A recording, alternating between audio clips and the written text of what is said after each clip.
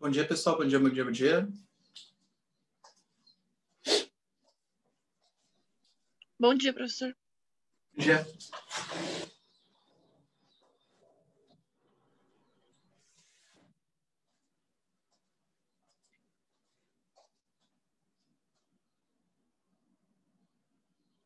Bom dia, gente.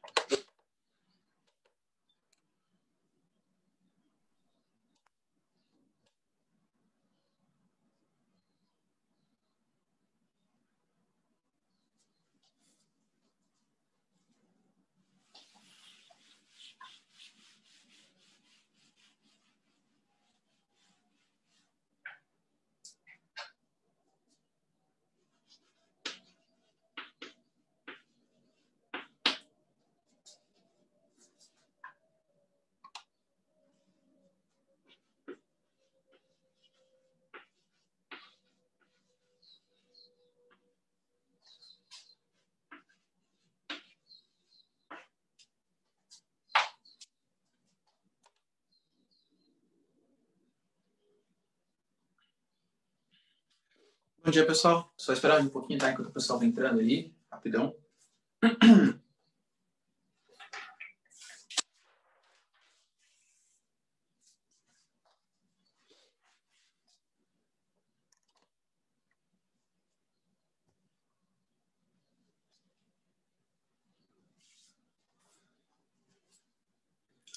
Bom, pessoal, ó, então vamos começar, né? Bom dia a todos aí, espero que todos estejam bem, tá? A gente vai hoje, galera, começar a nossa revisãozinha de atualidades, tá? Falando aí quais são os principais assuntos que podem aparecer no seu vestibular, tá? Obviamente, galera, a gente passou um ano, né, discutindo atualidades, então não tem como, como eu falar de maneira tão profunda cada um desses assuntos. É muito mais assim, uma rememória dos principais acontecimentos, né, do ano, fatos geopolíticos, claro. E, claro, e se você tiver alguma dúvida, pode parar, pode perguntar, que eu dou uma aprofundada um pouco mais de explicação, tá? Mas a ideia, de novo, galera, se a gente for... Eu separei aqui, né, 17 temas que eu considero mais importantes. Se a gente for explicar profundamente cada um desses 17 temas, a gente não consegue fazer isso em uma revisão, obviamente, tá? Então, a ideia é fazer a revisão mesmo. E também, obviamente, professor, mas você não falou, sei lá, da morte do Louro José, da morte do Kobe Bryant. Galera, nada contra, tá? Esses caras, aliás, Kobe Bryant é uma referência, né? Para quem gosta de basquete e tal, o Louro José também. Mas para geopolítica, galera, convenhamos que tem menos importância, tá? E lembrando também que geralmente, o vestibular, ele vai cobrar, galera, de maneira mais intensa os acontecimentos do primeiro semestre, tá? Isso é bem importante. Do primeiro semestre que ele acaba sendo a parte mais cobrada, beleza? Que é o que a gente vai tomar um pouco mais de atenção aqui na aula de hoje. Tudo bem? Beleza? Vamos lá, galera. Ó, primeiro assunto que eu considero importante e que, para mim, galera, é certeza que vai cair, pelo menos em um vestibular que você for prestar, é o conflito envolvendo Estados Unidos e Irã, galera. Eu sei que a gente já falou algumas vezes no curso, tá, sobre esse conflito, mas por que assim, de todas as apostas que eu tenho, essa aqui é a mais certeira, assim, digamos, é a que tem mais chance de efetivamente acontecer? Porque foi um assunto que mexeu muito com a geopolítica mundial, trata de um país que é importante, que é o Irã, tá? Tem associação com outros países regionais também, como Israel, Arábia Saudita, tal. E, galera, a gente quase passou por uma terceira guerra mundial, né? Entre aspas, porque não ia ter uma terceira guerra mundial mesmo, tá? Mas, né, a gente quase passou, a mídia tratava como se fosse uma futura terceira guerra mundial. Então, assim, foi um assunto que mexeu bastante, abalou bastante as estruturas da geopolítica mundial no comecinho de 2020. E lembrando, galera, também que, em geral, o vestibular, ele não cobra notícia de jornal, tá? Nunca vai aparecer para vocês, nunca não, né? Eu acho que eu até dei esse exemplo já. Não, é que eu dou tanta aula, não sei para quem que eu falo as coisas. Desculpa, galera. Mas quem, por exemplo, for prestar FGV, não sei se alguém vai prestar FGV, né? Ou administração, economia e tal, aí é um pouco diferente. Aí realmente cobra a notícia de jornal, tá? Então, tipo, eu lembro uma vez, eu estava participando de uma correção, né, de prova, eu trabalhava no Ângulo, né, estava no Ângulo Resolve, e aí eu fui participar de uma FGV. E aí, estava acabando de começar a guerra civil na Síria, acho que foi 2013, 2014, não lembro exatamente, e perguntou o número de refugiados, né, falando assim, a Síria é um país, passou uma guerra civil, papapá, beleza.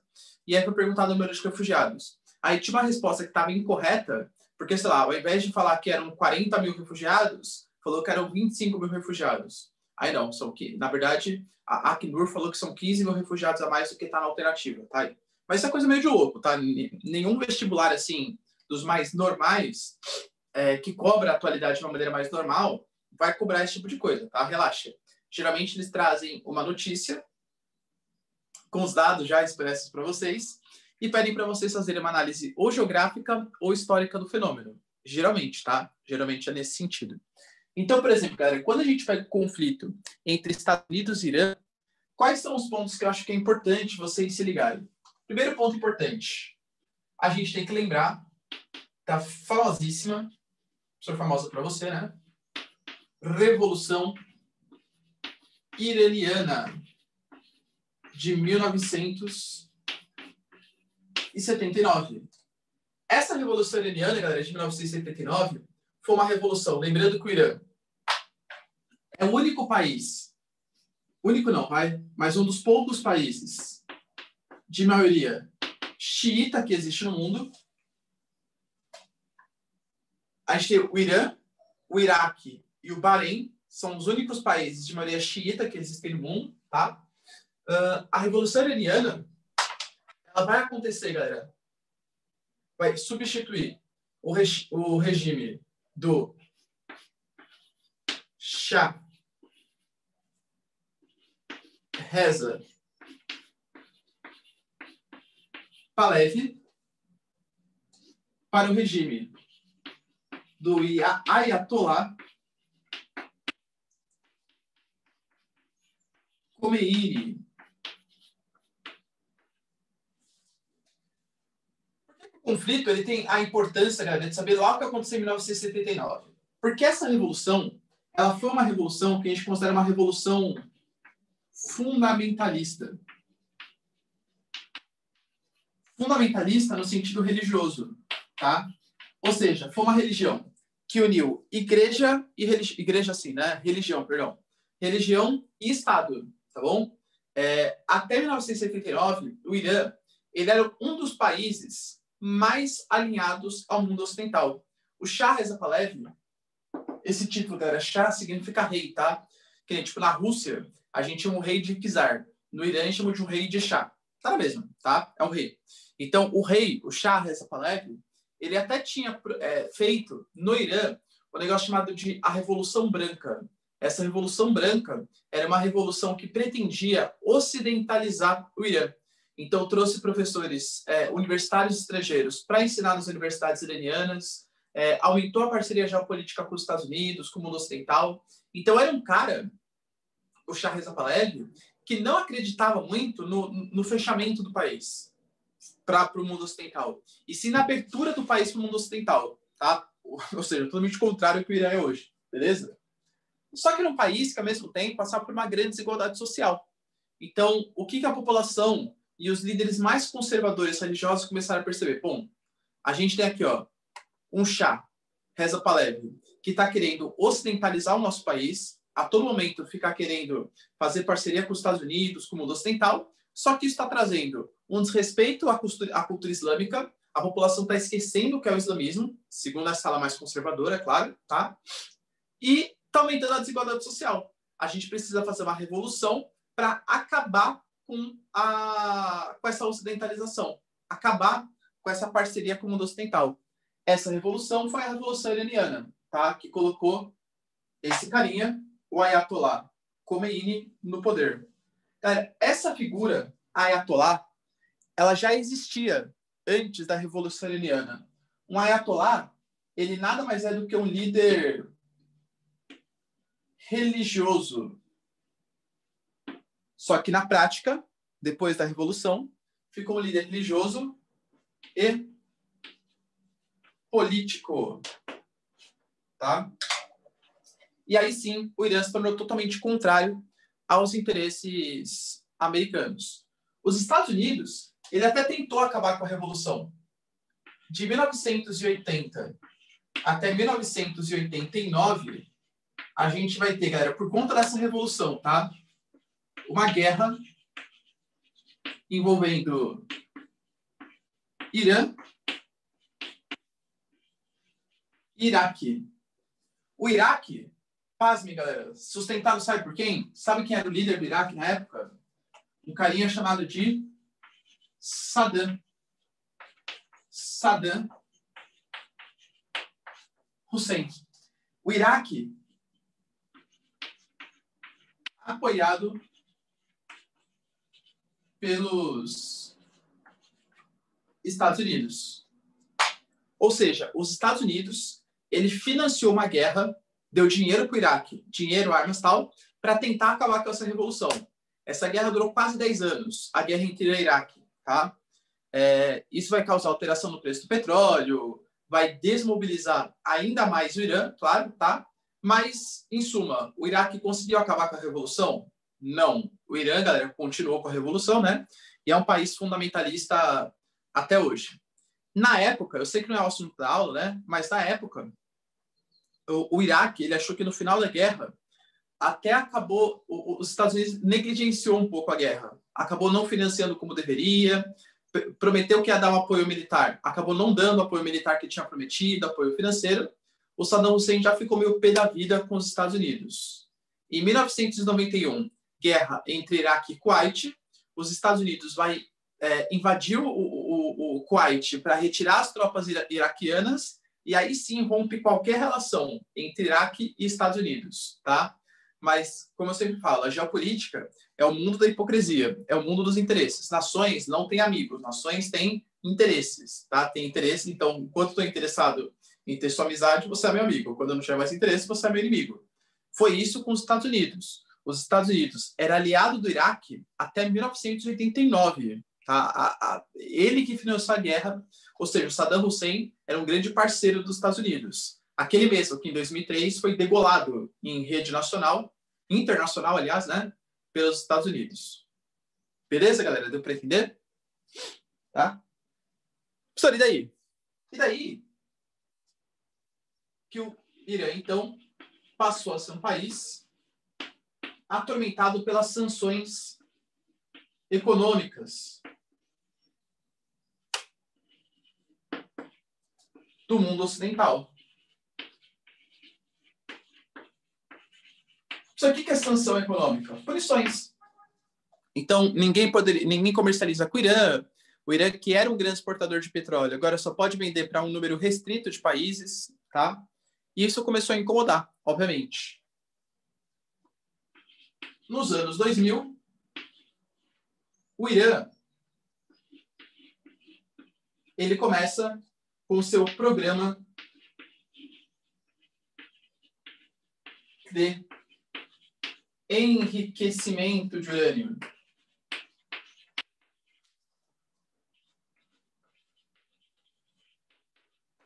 Opa! Já entendi tudo, professor. Você está me falando que o Irã ele está produzindo armas nucleares. Não falei nada disso. Eu falei que ele começou com o seu programa de enriquecimento de urânio. Quando você enriquece urânio, e aí, galera, eu confesso, a gente até discutiu isso na época, né? Que eu não tenho o conhecimento físico-químico necessário para dar uma explicação mais eficiente para vocês, mas com certeza o professor de física e química, física é a matéria deles, né? Tem muito mais capacidade de falar isso do que eu.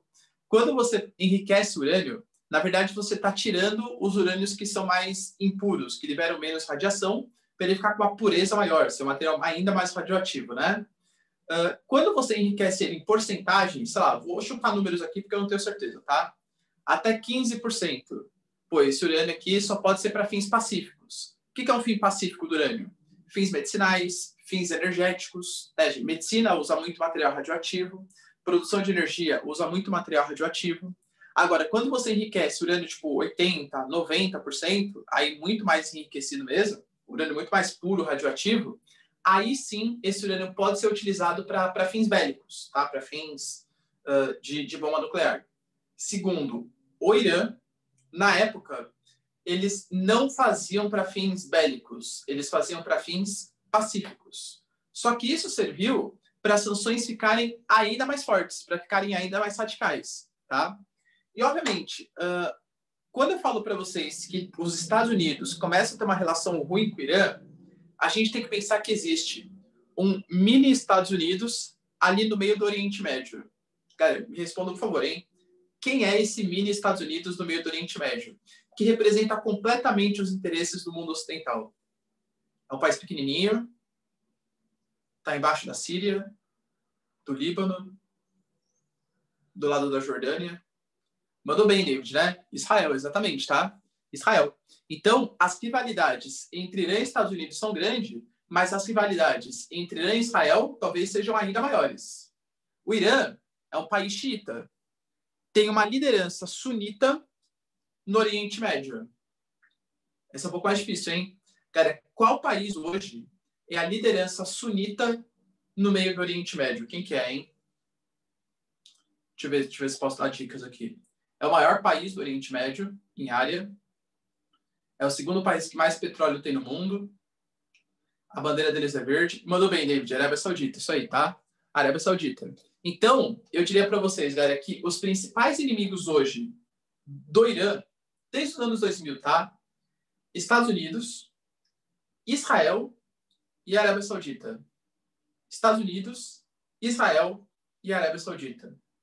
São os três principais inimigos. Israel, galera, começa a ficar preocupadíssimo. Nossa, o Irã está produzindo armas nucleares porque eles querem me explodir, eles querem mandar bomba atômica em mim, papapá, etc. Tá? Enfim, as sanções ficam cada vez maiores, etc. O clima, muito mal, muito ruim. Até que, em 2015, Obama faz um acordo com o Irã. O senhor foi meio inesperado? Sim. Na verdade, mais ou menos, tá? Mais ou menos. Para quem não acompanha tanto assim, até poderia ter sido um pouco mais inesperado. Mas dava para entender um pouquinho porque isso aconteceu, tá? Já vou explicar para vocês. O Obama, ele tem uma série de defeitos, né? A gente sabe disso, galera. Mas uma coisa que a gente não pode negar é que ele tentou aproximar grandes rivais geopolíticos. Ele conseguiu aproximar Cuba dos Estados Unidos, ele conseguiu aproximar o Irã dos Estados Unidos também, tá? Duas coisas bem, bem importantes. Como que foi feito esse acordo? Esse acordo, galera, na prática, ele foi feito da seguinte maneira. Estados Unidos, seguinte. Eu, Estados Unidos, acabo com as sanções econômicas de vocês, ou seja, com as punições, vocês vão poder comerciar livremente, desde que vocês, Irã, abram o seu país para que a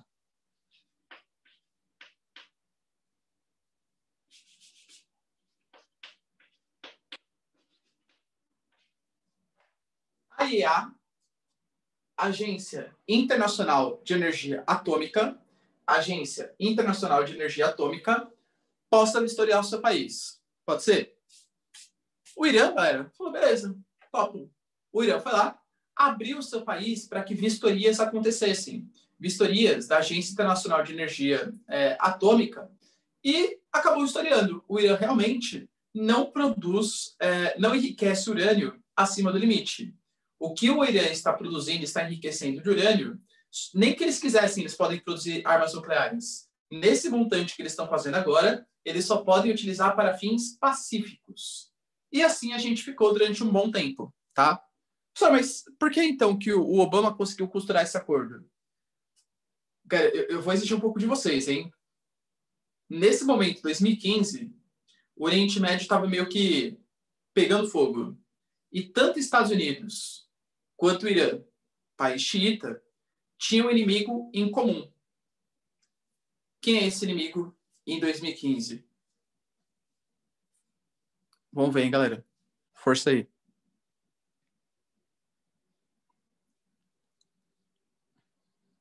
Chururu. Alguém sabe, galera, quem que é esse inimigo em comum que eles tinham? Mandou muito, Felipe. O ISIS, né? O Estado Islâmico, galera, exatamente, tá? O Estado Islâmico, a gente não pode esquecer que ele é um grupo sunita que tem como principal objetivo destruir todo mundo que não seja sunita. E que não seja sunita com o pensamento dele. Sunita moderado também tem que ser destruído, tá? O Irã era o grande representante dos xiitas ali no Oriente Médio. Pô, é óbvio que o Estado Islâmico odeia o Irã. Eles não gostam de xiitas. E os Estados Unidos, acho que é o mais, enfim, né, o maior interventor que existe ali no meio do Oriente Médio. Então, tanto o Irã quanto os Estados Unidos odiavam o Estado Islâmico. E o Estado Islâmico ganhava muito dinheiro como, galera? Exportando petróleo. Ganhava dinheiro vendendo petróleo, mas localmente ali. Se é feito um acordo entre Irã e Estados Unidos, o Irã começa a participar mais do mercado de petróleo internacional, consequentemente o preço do petróleo abaixa e isso acaba sufocando economicamente o Estado Islâmico. Porque o Estado Islâmico só está ganhando dinheiro porque ele vende petróleo abaixo do preço que é praticado. Né? Clandestino, claro, né? Abaixo do preço que é praticado. Se o preço do petróleo abaixa porque o terceiro país com mais petróleo do mundo começa a participar de novo do mercado mundial, para o Estado Islâmico continuar ganhando dinheiro, eles vão ter que baixar muito o preço do petróleo. E isso começa a sufocar eles economicamente, tá? Então foi meio que uma jogada de mestre, assim, entre Irã e Obama, que não é que eles se gostam, né? Mas enfim, tá? A gente tem um inimigo em comum, que é o Irã. Mais ou menos assim, galera. Nem sei se dá para fazer esse tipo de comparativo. Mas mais ou menos, Estados Unidos e União Soviética juntos na Segunda Guerra Mundial contra o nazismo. Aqui, né, foi bem longe esse exemplo, tá? Enfim, mas só para vocês entenderem que o inimigo... Não. O inimigo... sei lá, tá? Mas, enfim, tô meio mal hoje, beleza? Mas deu para entender, né? O cara é meu inimigo, a gente tem dois inimigos em comum, a gente vai atacar eles, a fazer um acordo entre a gente, vai ser parceiro nesse momento para conseguir derrotar o Estado Islâmico. Beleza? Só que vem ele, galera. O famosíssimo alaranjado. O alaranjado, Trump, sai do acordo com o Irã. Quais eram as alegações do Trump, galera? Quais eram as alegações do Trump? Irã arma grupos terroristas. O Irã arma grupos terroristas. Ele está falando do Iêmen. E o Irã não respeita limite de enriquecimento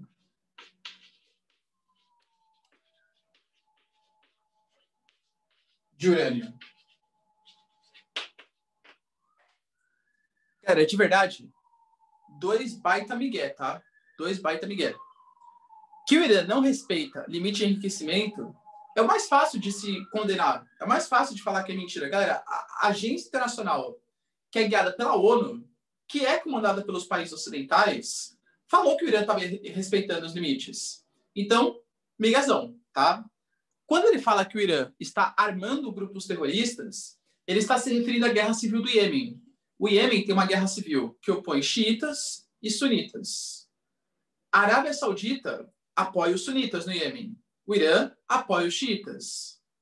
Como a Arábia Saudita é uma parceira geopolítica dos Estados Unidos, os Estados Unidos considera que o Irã está armando os xiitas do Iêmen e aí ele está armando grupos terroristas. De verdade, uma guerra civil, os dois lados ali estavam sendo terroristas, tá? Então, assim, é uma hipocrisia bem grande, né? Ele considerar que o Irã estava armando grupos terroristas. Miguezaço, tá bom? Então, galera, tira um print aí quem quiser. Até aqui, alguém tem alguma dúvida? Que a gente já vai entrar no atentado que aconteceu em 2020. Mas isso aqui, ó, é o que pode aparecer para vocês, tá? Que nem eu falei, dificilmente cai uma notícia de jornal. Vai cair, sim, o contexto político, né, e econômico que levou a isso. Professor. Pode falar. Bom dia. Bom dia. Então, além do ISIS, qual outro motivo você disse que ajudou para consolidar o acordo entre Irã e Estados Unidos? Não, é basicamente o ISIS mesmo, tá? Então, ó, vou colocar aqui, ó. Motivo. Inimigo comum. Que é o ISIS. O ISIS, ele assombrou muita gente, de verdade, muita gente mesmo. Por exemplo, a gente sabe que a Rússia é uma grande parceira da Síria, do Bashar al-Assad. Mas por que será que a Rússia ela entrou com tanto empenho assim em derrotar o Estado Islâmico? Só porque eles gostam muito do Bashar al-Assad? Não. Obviamente, também era para ajudar, né, o governo do Bashar al-Assad. Mas a Rússia ela tem províncias muçulmanas separatistas.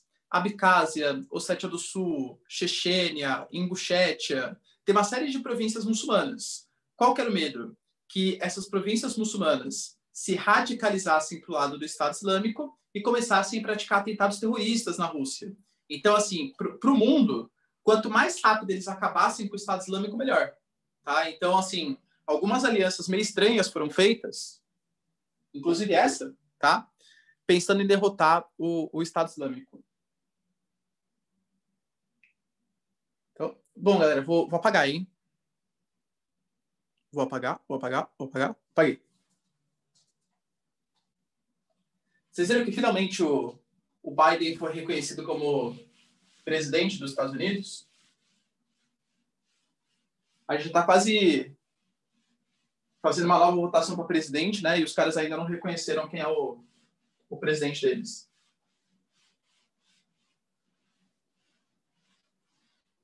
Finalmente, o colégio eleitoral deu os 270 delegados lá para o Biden. Agora sim, galera. Agora sim, o cara é presidente. Vai assumir no dia 6, tá? Dia 6 de janeiro. A gente vai ter a confirmação, né? Enfim, toda a trajetória bonitinha. E o Biden vai ser nomeado. Até lá, não sei, né? Vai que o Trump, ele rouba a cadeira do presidente, ele tranca a Casa Branca. Não sei o que ele vai fazer, tá? Mas, assim, ele tá meio... tá meio desesperado, assim. Acho que ele se apegou muito a esse poder que ele tinha, né? Imagina, o engajamento do Twitter dele vai reduzir muito. Acho que é isso que tá deixando ele mais triste. Porque como ele não consegue largar o Twitter, e agora que ele vai ser presidente, vai diminuir muito o engajamento, né? Ele vai deixar de ser um blogueiro importante. Então, acho que ele não tá querendo sair da Casa Branca por conta disso, tá?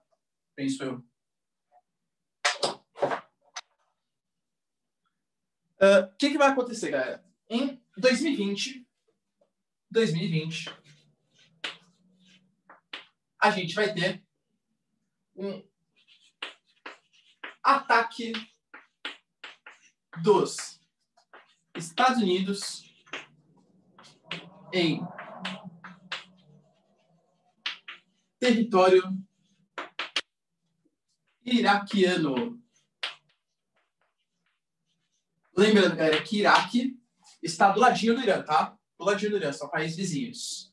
Nesse ataque, ocorre a morte do general Soleimani. Morte do general Soleimani. O general Soleimani, ele era considerado o número 1 do cargo militar iraniano. É como se fosse o chefe do exército iraniano, tá? O chefe do exército iraniano. Esse general Soleimani, ele era acusado pelo mundo ocidental de orquestrar uma série de atentados terroristas. Nunca foi provado nada contra ele, tá? Esse é o fato. Nunca foi provado nada contra ele. Mas o cara era denunciado ali constantemente como líder de grupos terroristas. Essa morte do general Soleimani, ela vai acontecer, galera, nesse momento, tá? E qual foi o motivo?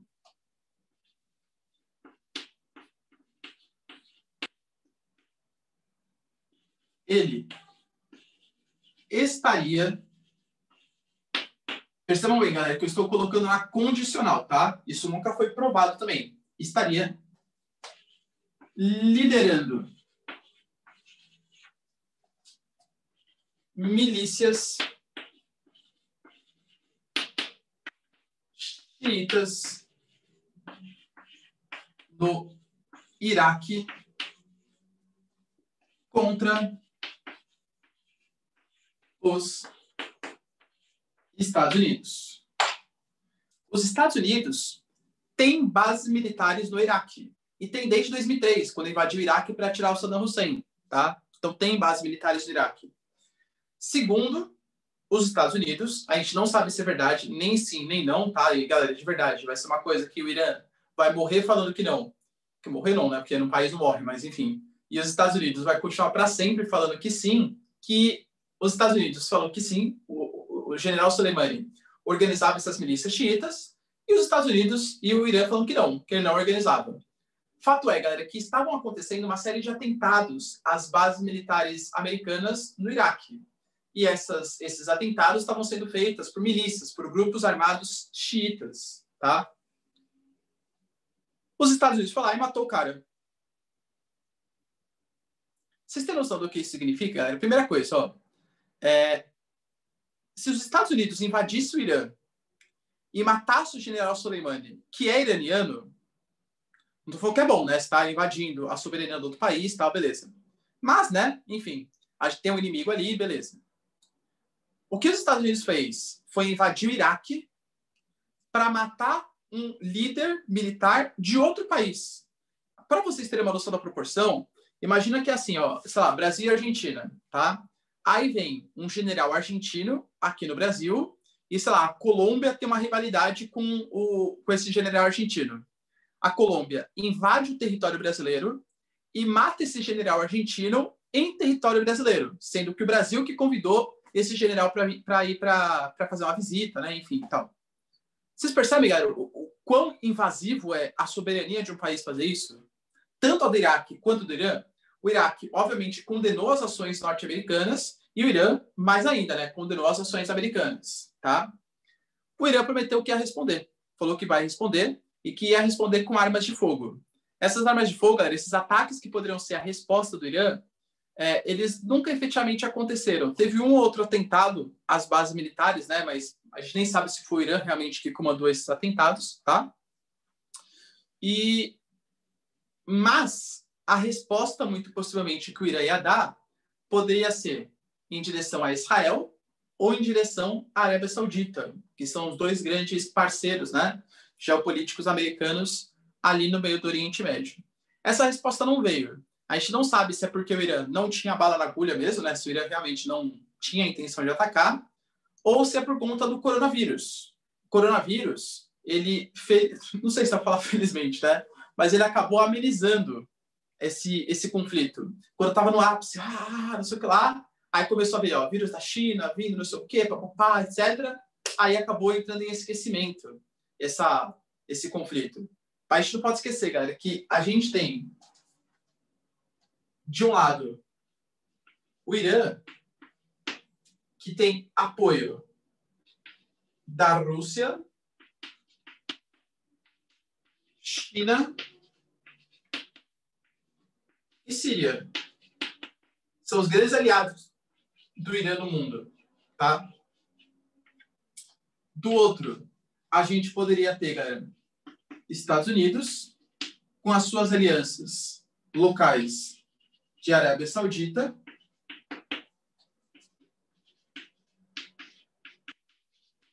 e Israel.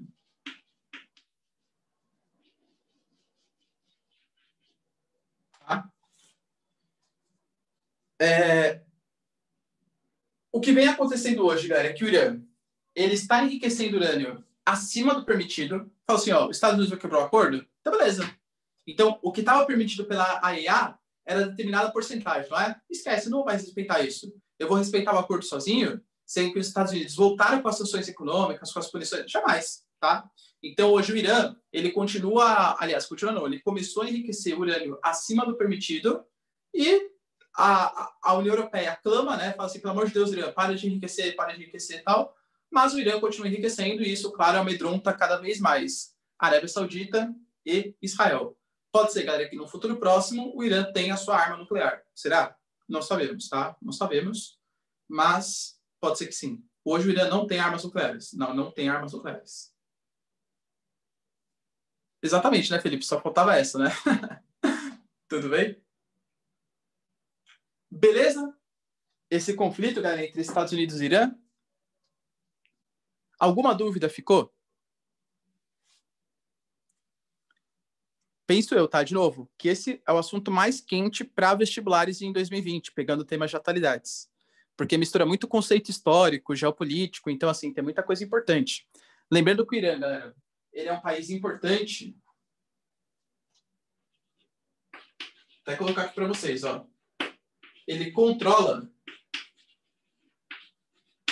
uma passagem por onde passa cerca de 1/5 de todo o petróleo que é comercializado no mundo. Vocês lembram o nome desse estreito?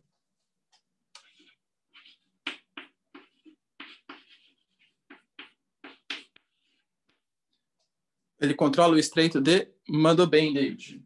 O estreito de Hormuz. Controla o estreito de Hormuz. Eu virar para vocês aqui, galera, ó. Dá para ver, né? Aqui a gente tem a Arábia Saudita, Irã, Kuwait, Iraque. Essa regiãozinha chama-se Golfo Pérsico. Aqui no Golfo Pérsico, a gente tem mais ou menos 60% de todo o petróleo do mundo, as reservas, tá? Mas o que é efetivamente comercializado, mais ou menos 1/5 que sai daqui. E ele sai por essa passagenzinha pequenininha, ó, tá? Essa passagenzinha. Essa passagenzinha quem controla é o Irã. Se o Irã decidir, vou fechar essa passagem, vai ter alguma guerra, algum conflito, etc., claro, tá? Mas, com certeza, assim, consequências econômicas vão ter. Bem severas, bem fortes, tá bom? Então, o Irã, por ser um país muito estratégico, olha o tamanho do Irã, olha o tamanho das reservas de petróleo que o Irã tem, ele controla o Estreito de Hormuz, tá? Não é qualquer paizinho. Se fosse, tipo, sei lá, o Líbano, galera, não tem muita importância geopolítica, tá? Não tem petróleo, não tem grandes reservas de quase nada. Mas o Irã não. O Irã é uma baita potência mineral. Nossa, pessoal, você está desprezando o Líbano? Não estou desprezando. Estou falando importância geopolítica. Fala aí, David. Professor, uma coisa que não ficou muito clara para mim é quais eram as motivações do Iraque para, sei lá, entrar em um conflito com o Irã, sabe? Eu sei que teve apoio dos Estados Unidos e tal, mas, tipo, foi só por isso? Não teve nenhum interesse do Iraque, por parte do Iraque, no caso?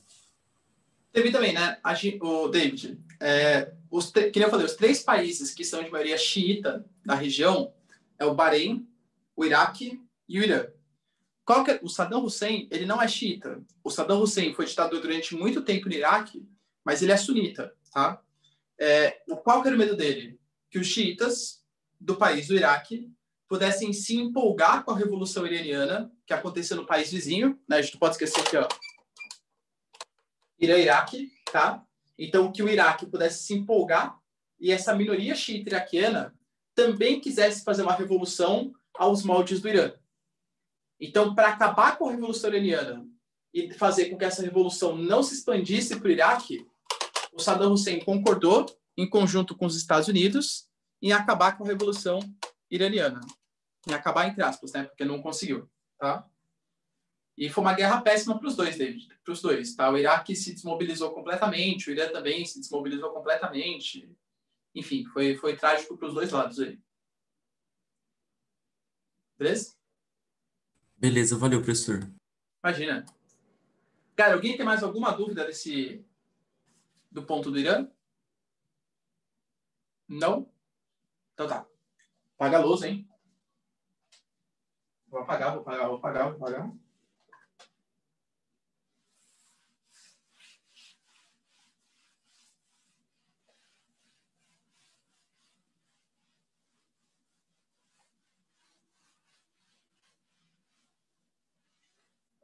Outro ponto, galera, que levanta bastante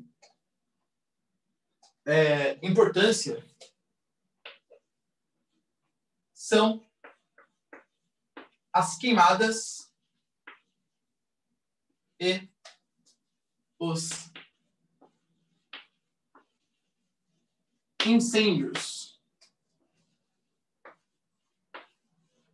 de 2020, tá? A gente teve, galera, no mundo, alguns grandes incêndios. alguns grandes incêndios. A gente teve incêndio na Austrália. A gente teve incêndio na Califórnia. E a gente teve incêndio na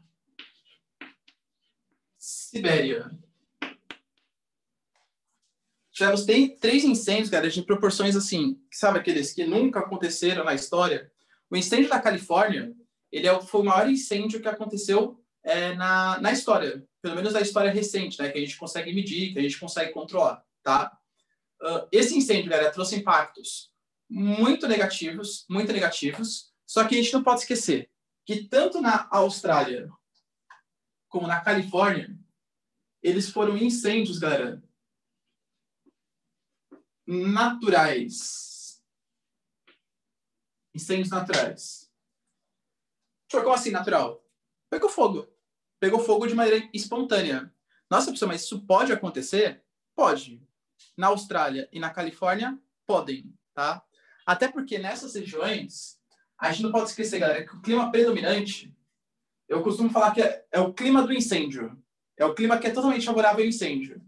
Eu já falei também várias vezes qual clima que é esse, hein? Qual clima que é, galera? Vocês se lembram? É um clima que é muito quente e seco no período de verão. Você planta uva, azeitona lá.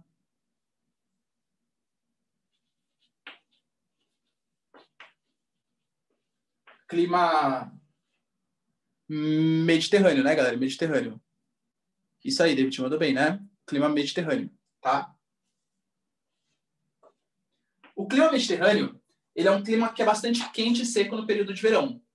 A gente só não pode esquecer que verão para a Austrália é uma coisa e verão para a Califórnia é outra. Professor, por quê? Quando que é o verão na Califórnia? É no meio do ano. A Califórnia está no hemisfério norte. Então vai do dia 21 de junho até o dia 23 de setembro, mais ou menos, né? Do equinócio de verão até do solstício de verão até o equinócio de outono, né, para eles, tá? Já na Austrália, o verão é igual ao nosso, que a Austrália está no hemisfério sul, então vai de janeiro até março, tá bom? Para vocês terem uma noção do tamanho do incêndio, o incêndio na Austrália, ele foi 5 vezes maior do que o incêndio da Amazônia. O senhor tá vendo? Sabia. É tudo um complô contra o Bolsonaro. Tá tendo incêndio muito maior aí no mundo, na Califórnia, na Austrália, mas não, só falam do Brasil. Galera, de verdade, incêndios naturais, tá? O que a gente pode colocar é que talvez o aquecimento global, as atividades humanas, etc., podem estar tornando esses eventos mais comuns. Mas não foi que alguém foi lá, fez uma queimada, algo do gênero, e se expandiu o fogo para a região da Califórnia. Foi uma coisa natural. Aliás, todo ano, vocês podem perceber, galera, todo ano acontece incêndio na Califórnia, acontece incêndio em Portugal, acontece incêndio na Itália, acontece incêndio na Espanha. Por quê? Porque é uma vegetação própria para isso. A vegetação que a gente tem lá é uma vegetação chamada de vegetação maquis e garrigues. Maquis e garrigues, tá? Que é uma vegetação seca, favorável ao alastramento desse fogo, principalmente no período de verão, tá? Na Sibéria não, galera. Na Sibéria foi algo antrópico. A Sibéria, nunca ouvi falar desse país. A Sibéria não é um país, né? A Sibéria é uma região. É uma região do país chamado de Rússia. A Rússia é um país bicontinental, a gente não pode esquecer, tá? A Rússia tem a parte europeia e tem a parte asiática. A parte asiática da Rússia, a gente convencionou chamar de Sibéria. Beleza? Então, Sibéria, quando você ouve lá Sibéria, é a Rússia. Só que a parte asiática da Rússia. É a parte mais isoladora, a parte com a densidade demográfica abaixo de 1 habitante por quilômetro quadrado, etc. Né? Tá? Aqui não, na Sibéria, foi uma questão antrópica. Só que existe um probleminha, galera, em ter incêndio na Sibéria. Qual, professor? Degelo do chamado permafrost. Já ouviram falar nesse permafrost aqui? Isso aqui que é esse permafrost? É um solo. É um tipo de solo congelado que tem no Canadá, tem na Rússia, tem nas regiões de maior latitude que tem no mundo. O que acontece? Por que é um problema esse degelo, galera? Porque é uma região muito fria. A gente sabe disso, obviamente. Só que tem vegetação ali. Tem taiga. Lembra o que é a taiga? Taiga é a floresta de coníferas, pinheiros, araucárias, etc. Tem tundra. Tundra é uma vegetaçãozinha de musgos e líquens. Como se fosse uma coisa bem rasteirinha, assim, tá? É uma graminha com alguns musgos, líquens e tal. Como é muito frio, quando essas vegetações morrem, né, elas ficam... quando elas morrem, falecem, sei lá, enfim, elas ficam armazenadas. Porque pensa o seguinte, ó, imagina que uma madeira caiu na Amazônia. Caiu uma madeira na Amazônia. Cara, depois de um tempo, aquela madeira já não existe mais. Ela vai ser consumida pelos agentes decompositores. Aquele clima úmido, aquele clima quente, favorece a decomposição natural daquela madeira. Na Sibéria, não. Na Sibéria, quando uma matéria orgânica morre, ela fica lá no solo. E fica lá, galera. Por quê? Porque é muito frio. No frio, os agentes decompositores eles são menos intensos. Eu costumo comparar, é como se fosse uma geladeirona.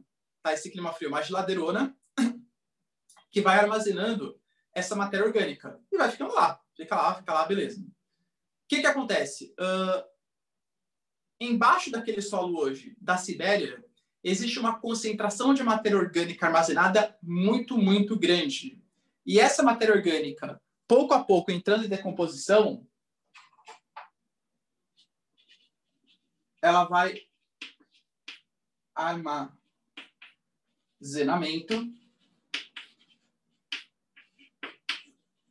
de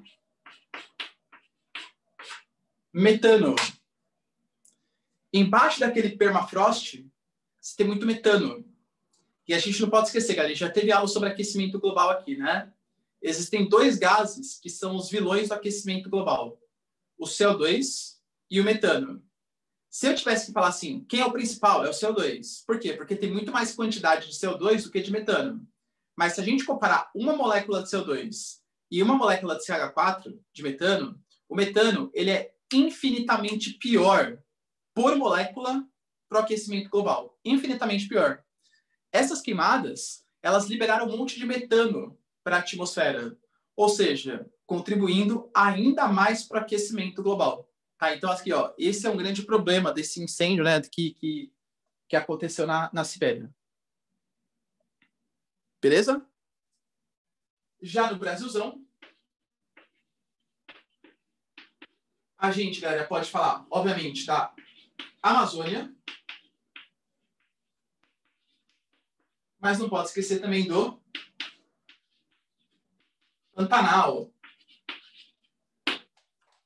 Tá?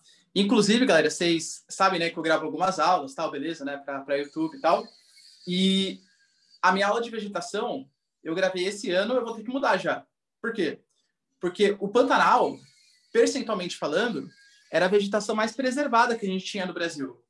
Era a vegetação mais preservada, tá?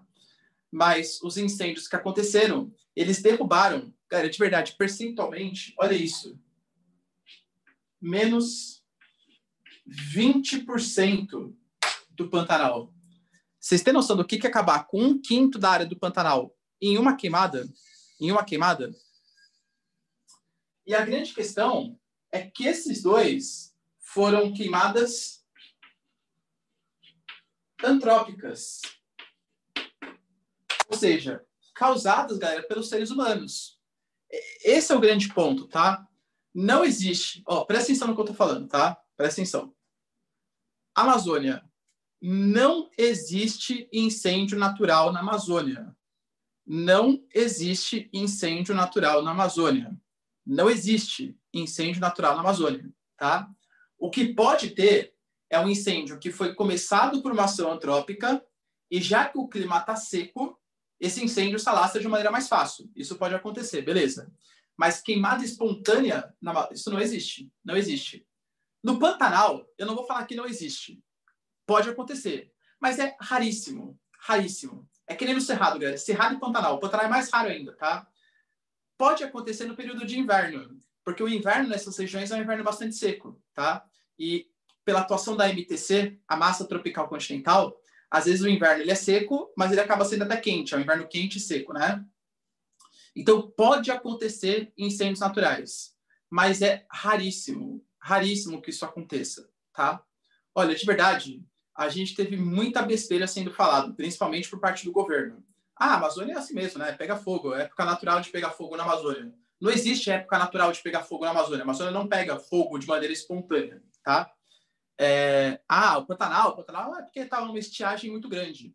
Então, como estava num período de seca muito grande, isso acabou alastrando fogo de maneira... Também não foi, galera, não foi, tá? Inclusive, começaram a levantar teorias, né? A teoria, por exemplo, do boi bombeiro.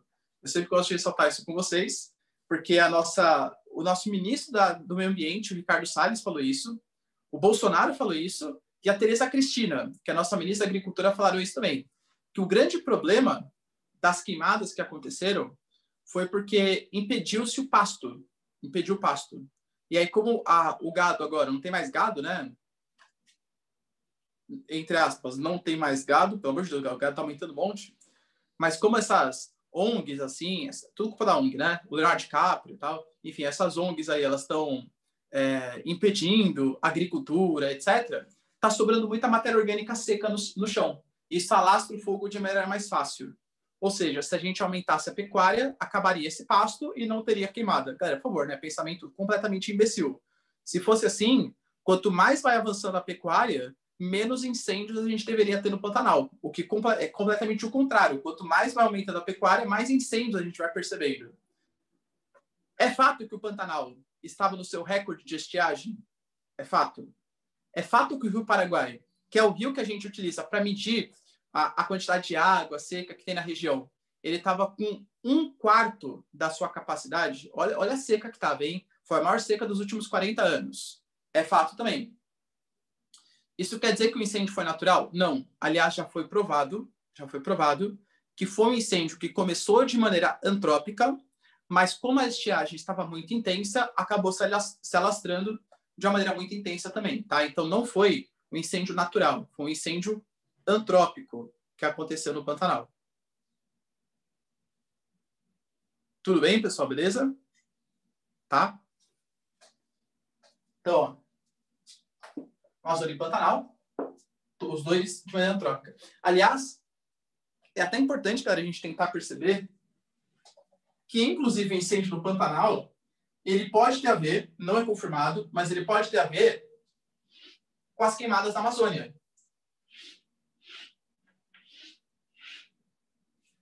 Que país é esse aqui que eu desenhei, vocês sabem? Famosíssimo Brasilzão esquemático, tá? A gente não pode esquecer que tem uma massa de ar que nasce aqui, ó. Famosíssima MEC, massa equatorial continental. Essa massa, ela leva umidade para o sudeste e para o centro-oeste. Ela leva umidade para o Pantanal. Existem cientistas, meteorologistas, que estão afirmando que a redução da vegetação da Amazônia contribui para essa massa ficar mais seca e, consequentemente, levar menos umidade para o centro-oeste, para a região do Pantanal. Vê como uma coisa está interligada à outra, pessoal? Como tem uma relação aí entre os dois probleminhas, entre aspas? Tá bom? E, obviamente, isso está sendo colocado, né? Tanto o desmatamento na Amazônia como no Pantanal está sendo colocado como justificativa para que o acordo Mercosul-União Europeia não seja ratificado. Né? Já foi feita uma votação na União Europeia, uma votação não oficial, mas foi feita, de países que aceitariam fechar um acordo comercial com o Brasil ou não. Esse acordo foi votado para não. Os países como França, Países Baixos, Alemanha também votou não, tá? A Irlanda votou não. São países que não aceitam as políticas ambientais brasileiras. Então, o Brasil, enquanto continuar a galera desmatando, o Brasil, por exemplo, não foi convidado para fazer parte da cúpula do clima, que aconteceu esse final de semana. Gente, não. Imagina, galera, foram mais de 80 países. O Brasil não foi convidado para fazer parte da cúpula do clima. Tá? E o Brasil está sendo boicotado para investimentos estrangeiros por conta das queimadas que vem acontecendo, o desrespeito aos direitos humanos e tal. E também o acordo Mercosul-União Europeia, que pode não acontecer justamente por conta da política ambiental brasileira. Tira um print aí, galera. Vocês têm dúvidas sobre isso? Alguma dúvida? Não. Então tá. Vou apagar, hein? Vou apagar.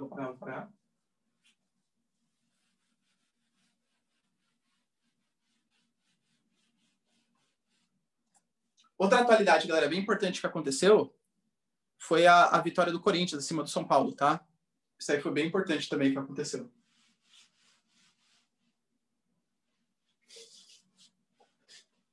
Os caras se acham porque são líder, cara. Nossa, que ridículo. E perde pro Corinthians. Lamentável. São Paulino é assim mesmo, né? Fica treme pro Corinthians mesmo. Natural isso. Eu já esperava já. Galera, ó, terceiro ponto que eu acho importante. Greve dos motoristas de apps contra a chamada uberização da economia. Contra a chamada uberização da economia, tá? Galera, é o seguinte, ó, eu vou dar um panorama geral, porque eu acho que isso aqui é um assunto bem importante também, inclusive para uma redação, né? E é interessante que vocês saibam utilizar o que é PEA, o que é PEI, o que é trabalho formal, o que é trabalho informal, para conseguir, enfim, né, fazer uma redação ou alguma resposta dissertativa com autoridade, sabendo o que você está falando, tá? A gente costuma, galera, dividir o mercado de trabalho em duas grandes porções. A PEI, que é a população economicamente inativa, que nada mais é quem não está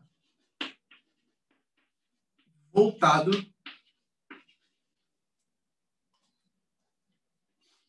ao mercado de trabalho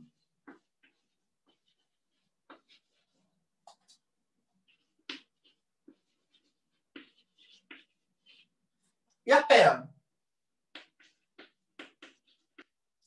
que é a famosíssima, famosa para mim, né? População, the population, economicamente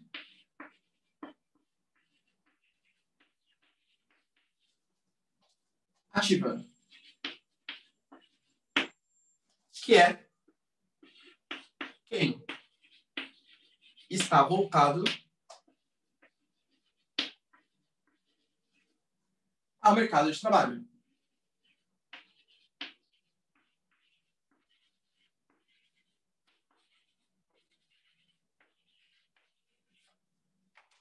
Então, por exemplo, ó, vocês, hoje, vou fazer um certo preconceito aqui, porque eu não conheço a vida de todo mundo, claro, tá? Mas vou fazer uma generalização.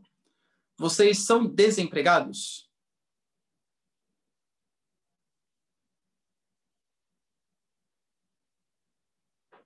Não. Ou sim? A grande maioria, não conheço a vida de cada um, claro, mas a grande maioria, não.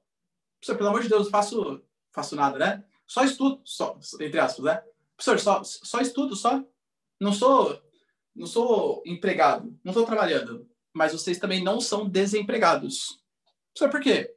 Porque vocês não estão participando ativamente do mercado de trabalho. Vocês não estão voltados ao mercado de trabalho. Vocês não têm o interesse de ingressar no mercado de trabalho, pelo menos não nesse momento. Primeiro, vocês querem se qualificar como mão de obra, para depois conseguir um posto aí, né? Sei lá, em medicina, engenharia, professor de geografia, né? Não? Tá bom, tentei. Então, pessoal, vocês não são desempregados, porque simplesmente vocês não estão voltados ao mercado de trabalho. É que nem, por exemplo, o Rafael vai nascer daqui 30 dias, tá? Daqui 30 dias, meio de janeiro, aí ele nasce. Quando ele nasceu, eu falo, nossa, você está desempregado? Não, né, galera? Ele não é um desempregado, o bebê que acabou de nascer. Por quê? Porque ele não está voltado ao mercado de trabalho. Quando ele tiver, assim, uns 8, 9 anos, a gente começa a pensar já em colocar ele para trabalhar, tal, para gerar dinheiro para a gente, tal. Brincadeira. Mas ele não vai ser um desempregado, tá bom? Por quê? Porque ele não está voltado ao mercado de trabalho. Só é desempregado. Não, o Bolsonaro falou que é bom trabalho infantil, David. Tô seguindo o Bolsonaro, entendeu? Quando ele tiver, galera, aliás, vocês, galera, quando estiverem informados e tal, aí sim vocês vão participar do mercado de trabalho, aí vocês vão fazer PEA. A PEA, ela pode ser tanto quem está empregado, quanto quem está desempregado. Tá? Quem está empregado pode estar empregado no setor formal ou informal. Ah, professor, já sei. Isso aqui eu sei, é bem fácil. Formal é quem tem carteira assinada, informal é quem não tem carteira assinada. Também, mas não pensa só assim, porque, por exemplo, acredito que dentre vocês aqui devem ter, por exemplo, pais, não vocês, né, mas os pais de vocês que são autônomos. Ah, sei lá, minha mãe, meu pai é dentista. Meu pai e minha mãe têm uma empresa de, sei lá, qualquer coisa. Não tem carteira assinada. Então é trabalho informal? Não, tá? Vamos tentar separar, ó. O trabalho formal é quem paga os impostos, é registrado tudo direitinho, e o informal é quem não paga os impostos.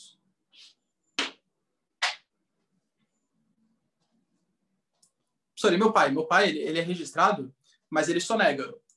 Galera, aí não é que seu pai é informal, tá? Seu pai é formal, só que ele sonega, enfim, né? Professor, não quero entrar nesse papo, tá bom? Vamos superar isso, tá bom? Mas o formal, galera, quem é registrado, né? Então, quem arca com as suas obrigações, com os seus impostos.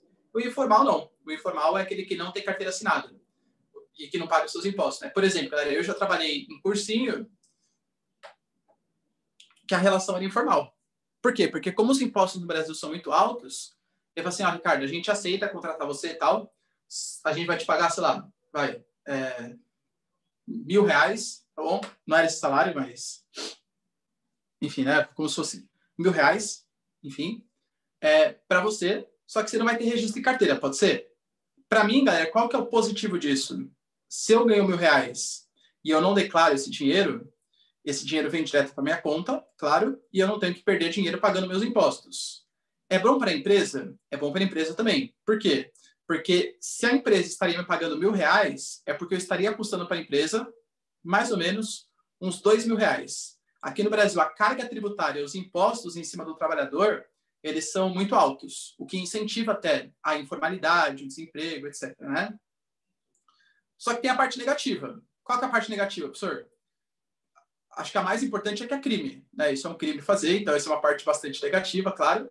Mas quando eu sou informal, eu não tenho meus direitos garantidos. Né? Então, por exemplo, eu não estou pagando os impostos, eu não estou contribuindo para a minha aposentadoria, eu não vou receber férias, não vou receber 13º, eu não vou receber, por exemplo, se eu me machucar, imagina, eu sofro um acidente de trabalho, não estou pagando imposto, eu não tenho direito à aposentadoria pelo INSS, tá? Então, assim, existem os malefícios e os benefícios. Tem muita gente hoje, galera, que ao invés de trabalhar como pessoa jurídica, CLT, etc., aliás, como pessoa física, né, ser contratado CLT, etc., prefere abrir uma MEI, que é um microempreendedor individual, uma pequena empresa, e ficar prestando serviço. Porque, se, por exemplo, ó, eu ganho um salário de R$5.000, com pessoa física, sabe quanto que é o imposto que eu tenho que pagar em cima disso? 27,5%. Imposto de renda. Fora os outros impostos que eu pago na minha vida, né? Imposto no consumo, etc. Se eu sou MEI, se eu sou pessoa jurídica, se eu sou uma empresa, eu presto um serviço, o imposto que eles me cobram é de 6%. Então, sai de 27,5% para 6%. Só que em compensação, de novo, né? Eu abro mão de aposentadoria, 13º, férias, papai, enfim, tal. Então, ó, trabalho formal e o informal. Quando a gente fala do desempregado, tem dois tipos também. Tem o desempregado, que é o desemprego conjuntural, e o desemprego estrutural. Qual que é a diferença dos dois, professor? O estrutural, ele é causado por crises econômicas. Já o estrutural é causado por modernizações na economia. Professor, não sei se eu entendi. Por exemplo, ó, muito possivelmente, vou dar um exemplo que aconteceu, inclusive, não comigo, né, mas com a minha família. Meu irmão, por exemplo, ele é engenheiro, tá? Ele é engenheiro, bem formado, formado pela Poli, tá? Engenheiro eletricista, né? O pessoal fala que não é engenheiro elétrico, engenheiro eletricista, tal, beleza? E ele trabalhava numa empresa quando estourou a crise, tá? Não a crise do coronavírus, mas a crise aí da época da Dilma, tá? Essas coisas. Ele acabou perdendo o emprego que ele tinha, tá? Ele perdeu o emprego que ele tinha, mas a profissão engenheiro eletricista, ela continua existindo.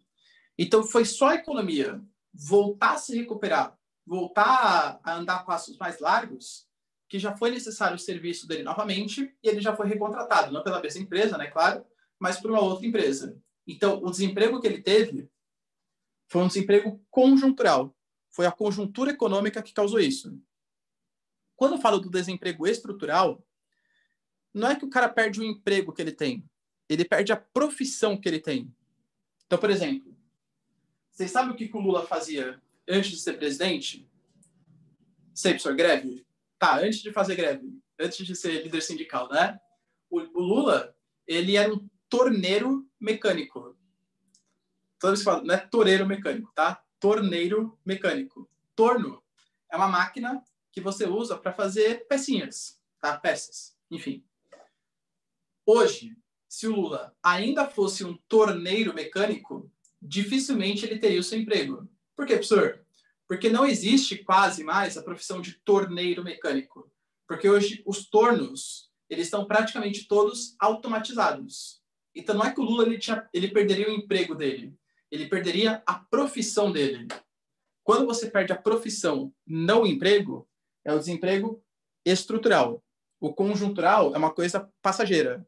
Isso aqui é uma coisa estrutural, uma coisa que fica. Para quem já viu, galera, por exemplo, qual é aquele filme lá? A Fantástica Fábrica de Chocolate, o filme novo, né? Não o antigo, tá? O novo. Do Willy Wonka, tal, do Johnny Depp, enfim.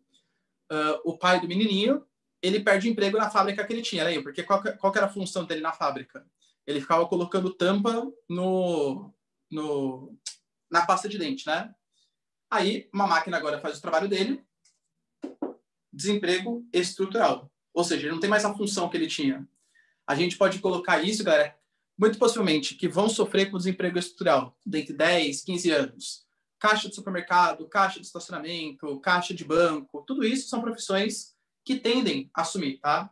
Existem, inclusive, mercados já em São Paulo que eles têm um atendimento automatizado. Você vai lá, tipo, você passa no caixa sem efetivamente ter um caixa ali, tá?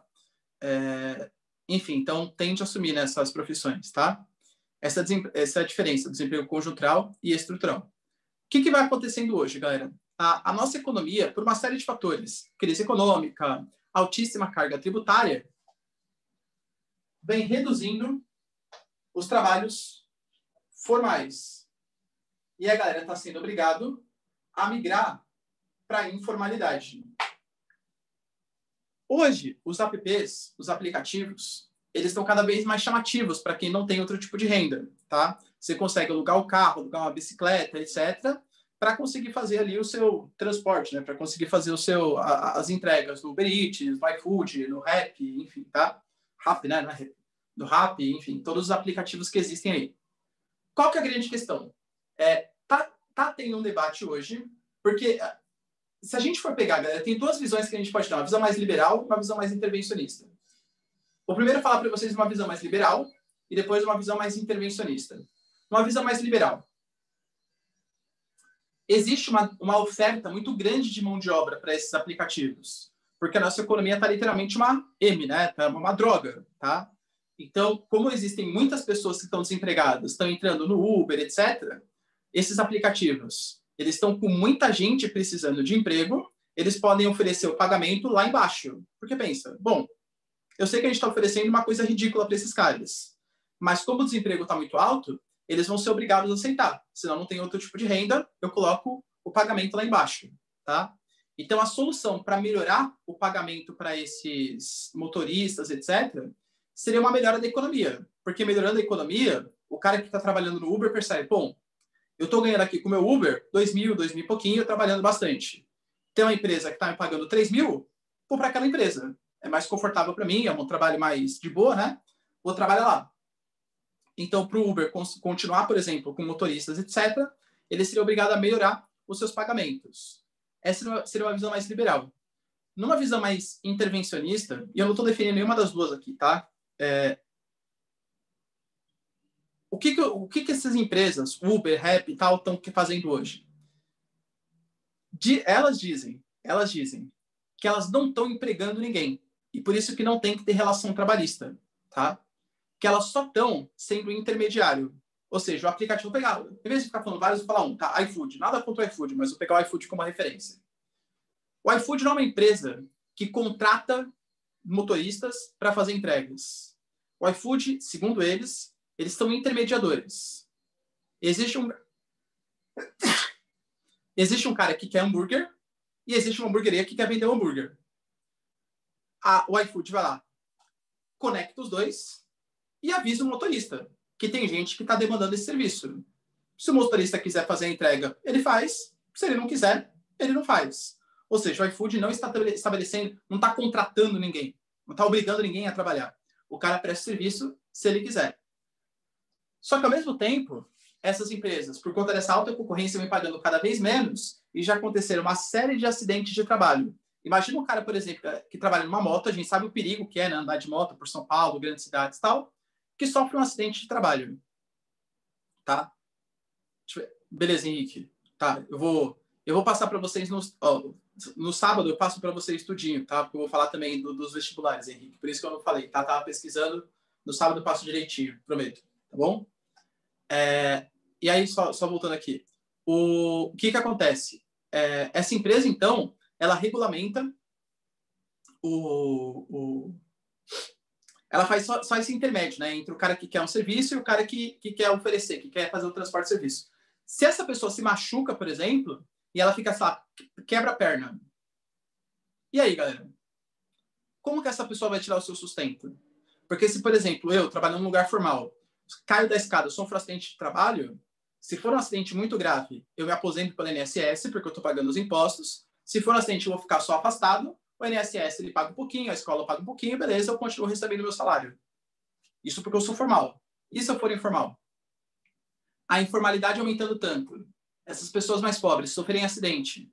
Se perdem a sua moto, se perdem a sua bicicleta, são assaltados. Quem se responsabiliza por isso?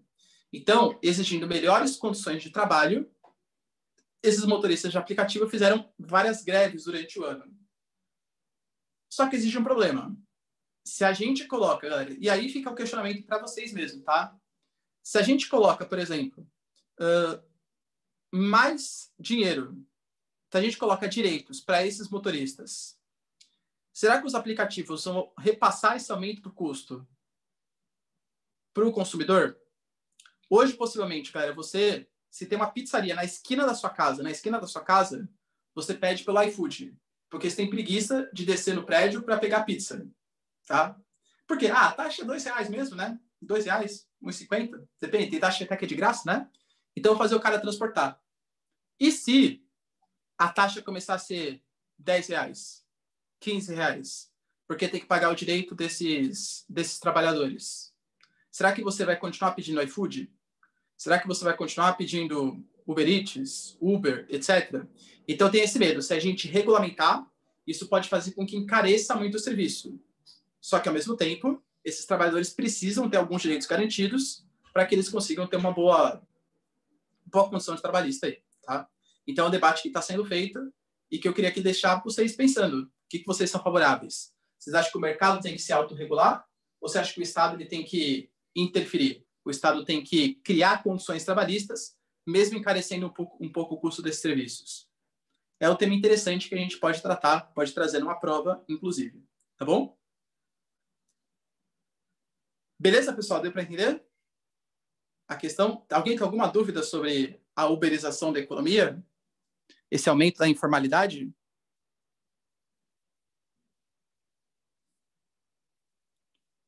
Exatamente, né, David? Essa é a questão, né? Você cria mais direitos, a empresa vai ter que contratar esses funcionários, ele pode contratar cada vez menos, claro, tá? E encarecer o custo do serviço. E aí, como você encarece o custo do serviço, menos pessoas pedem, com menos pessoas pedindo, vai diminuir a demanda, naturalmente os empregos tendem a se reduzir também, né? Então, é um problema, David, é um problema que eu confesso que eu não tenho solução, tá? Eu não sei exatamente qual que é a melhor. Eu acho que, de novo, né, a gente deveria pensar em fazer com que essas pessoas fossem sim registradas, mas talvez não um regime CLT, talvez um regime mais moderno, um regime que desse algumas condições trabalhistas, mas não em cargos tão altos como pela própria CLT. Penso eu que seria a melhor solução, tá? Eu acho. Isso. Beleza? Então tá, pessoal, ó, tira um print aí quem quiser. Até sábado. Beijo, abraço e tchau. E boa semana para vocês, galera. Tchau, tchau. Tchau, professor. Brigadão, hein? Boa semana. Até sábado. Você também.